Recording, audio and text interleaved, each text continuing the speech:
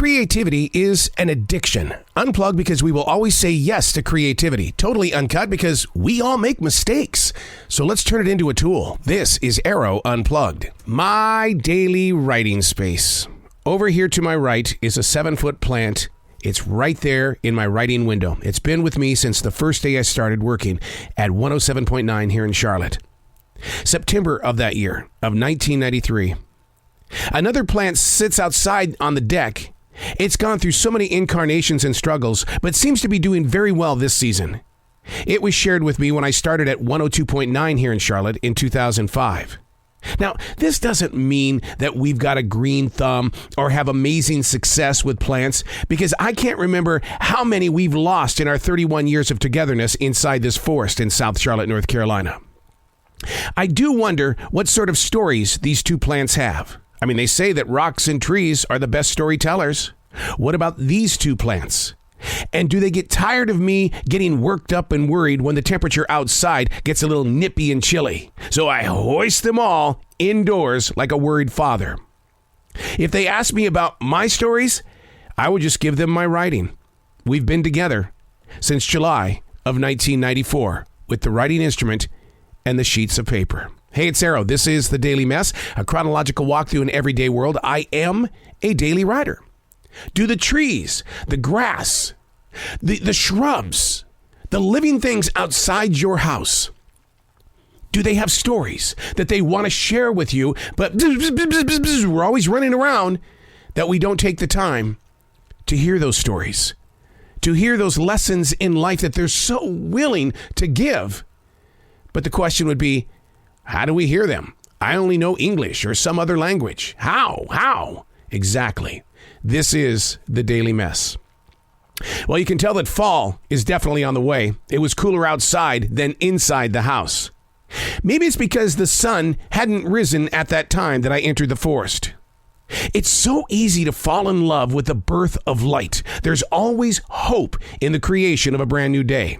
And if challenged through everyday experiences, we've learned to bend with the wind. To suddenly snap means starting over, to which I've been falling witness to this season. Pruning trees is very emotional to me. Who am I to have this ability to shave off what I think is too much? Now, when you look at these trees and shrubs right now, it's got a different kind of a feeling to it. The new growth warms your heart. It allows you to forgive that moment when you cut off the limbs. You pruned it. But what about ourselves? In what areas do we need to prune? And should it be us doing the pruning? A tree doesn't prune itself. Sometimes it has to rely on the wind. When we prune, that means change. Is that why we tend to let ourselves go, claiming all is okay, we're fine, everything's cool? Maybe it's time to rethink how we prune, because we all need a little bit of growth. Pruning yourself. Is it really what we need to do? And would we listen to others if we allowed them to prune us?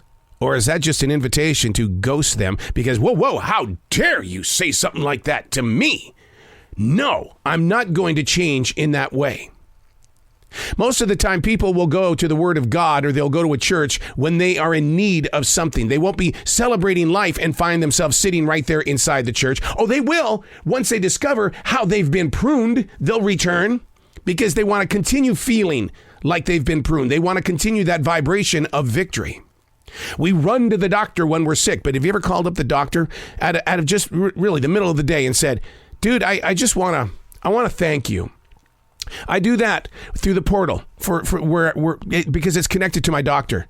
I will sit there and send a message to him through the portal. Hey, just want you to know, I know that we had that visit a couple months ago. Just want you to know, I'm so grateful that we had a conversation. I allowed the doctor to prune me.